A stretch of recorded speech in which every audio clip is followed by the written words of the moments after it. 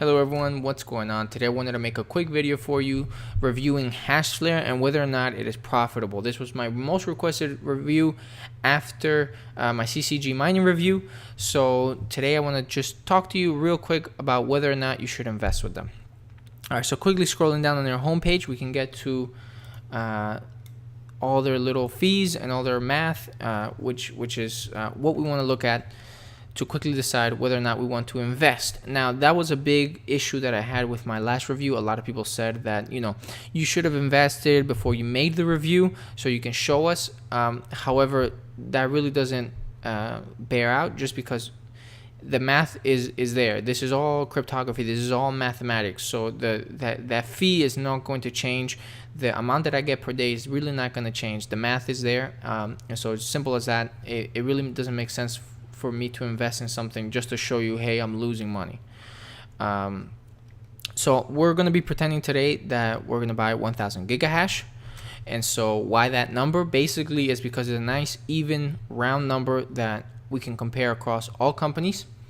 And that's what I made for the CCG mining. That's what I'll be making for Genesis mining when I make the video, when they finally release their new contracts. And so that's what I'll be using today. So you take the 1000 that you're going to buy, you divide that by 10. Their maintenance fees are 0.0035 per 10 gigahash per 24 hours. So we divide the 1000 by 10. We get 100. We multiply that by 0.0035 to get the fees that will be charged every day, which is 35 cents. And that will play a role in calculating the pool fees for this contract that we're going to have.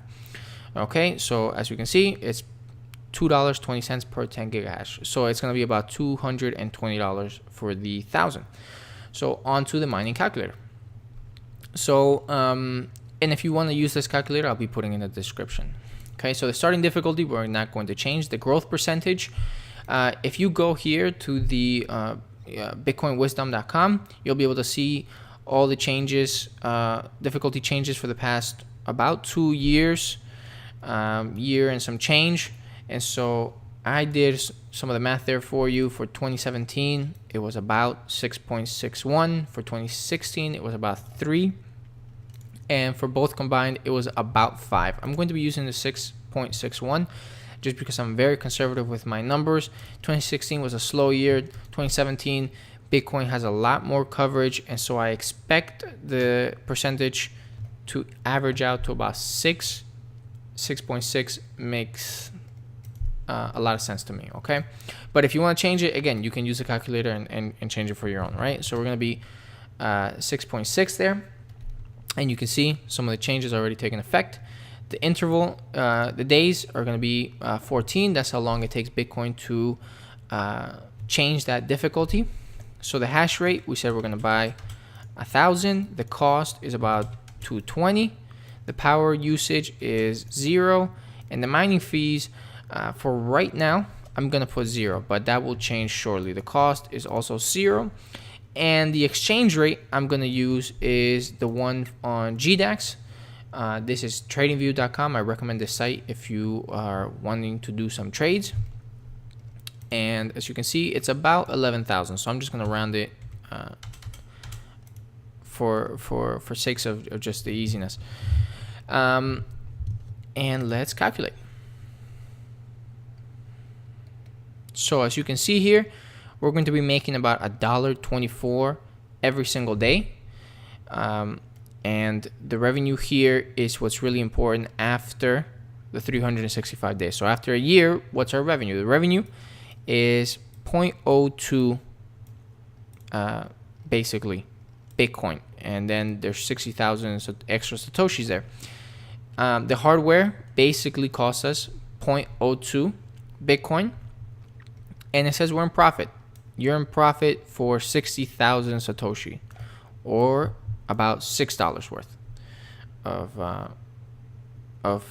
of US dollar value, right? So the break even is 339 days. So that's a lot. So now we're going to calculate it with the fees. So if you remember this is how much we're going to be charged every single day, 35 cents. And we're going to be making $1.24. So what we have to do is divide the 35 by 1.24 and it tells you the percentage, which is about 28%. So I'm gonna be putting, just to be easy on HashFlare, it's 28 what I should put. I'm gonna put 20, and I'm gonna calculate again. And the profit now plummeted, right? So we're way negative now. And so basically, just with this, I'm gonna recommend that you do not invest in HashFlare. And I know that's gonna be very controversial. I'm gonna get definitely a lot of dislikes, but it's just the math.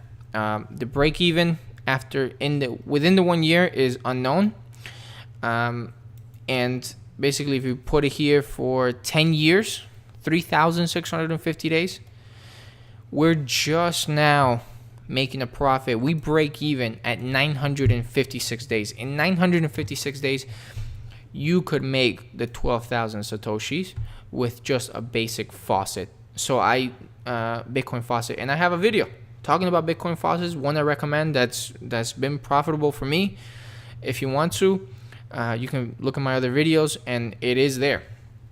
And in 956 days, I guarantee you will have that much in the faucet just for free. So I do not recommend HashFlare at these fees, at these prices. To me, they are not profitable in the long term if you make the adjustments for the difficulty. Now, a lot of people said, well, the exchange rate that you're using is the same one. I expect Bitcoin to grow.